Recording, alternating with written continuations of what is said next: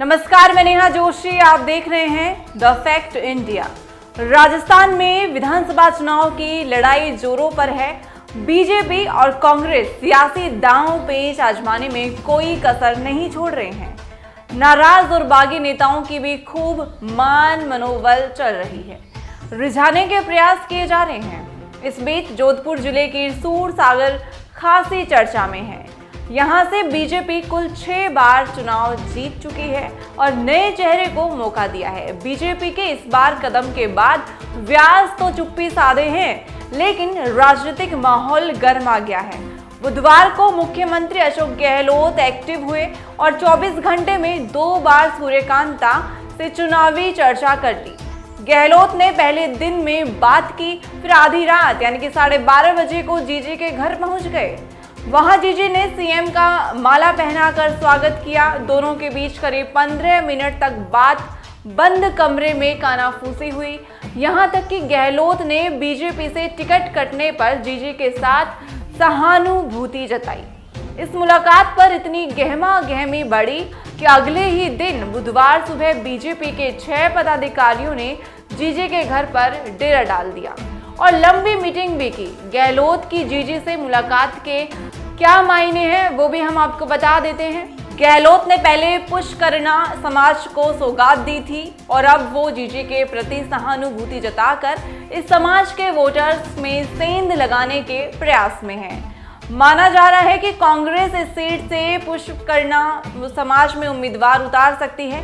ऐसे में बीजेपी के वोट बैंक में न सिर्फ सेंध लगाने की आशंका है, बल्कि चुनौती भी बढ़ सकती है। यही वजह है कि गहलोत के जादुई दांव से पहले बीजेपी अपने सभी समीकरण फिट बिठाने के लिए ग्राउंड में एक्टिव हो गई है। बुधवार सुबह जीजी के घर पर उनसे मुलाकात की और ऑल इज वेल का मैसेज दिया। सहानुभूति का कार्ड खेल सकते हैं गहलोत। दरअसल बीजेपी के अंदरूनी सूत्र बताते हैं कि जीजी का इलाके में अच्छा खासा वर्चस्व है। ये 6 बार से विधायक हैं। पार्टी संगठन में पकड़ भी मजबूत है। ऐसे में गहलोत सहानुभूति का कार्ड खेलकर जोधपुर के सियासी समीकरण गड़बड़ा सकते हैं। गौरतलब है कि जोधपुर जिले में 10 विधानसभा सीटें हैं। इनमें से 7 सीटों पर कांग्रेस का कब्जा है। साल 2018 के चुनाव में बीजेपी सिर्फ 2 सीट ही जीत पाई थी। 1 सीट आरएलपी के खाते में गई थी।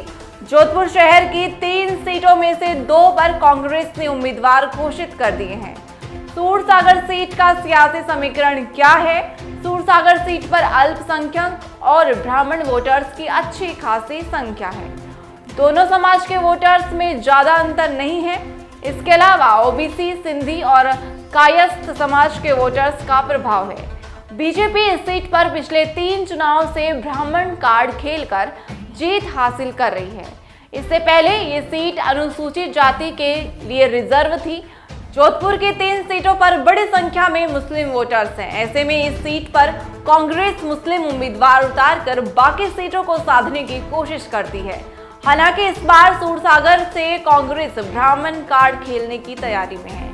इस पर आपका क्या कुछ विचार है? कमेंट करके जरूर बताएं। देखते रहें द फैक्ट इंडिया।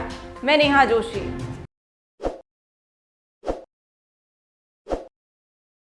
ताज़ा खबरों के लिए विजिट करें द फैक्ट इंडिया की वेबसाइट और डाउनलोड करें द फैक्ट इंडिया ऐप।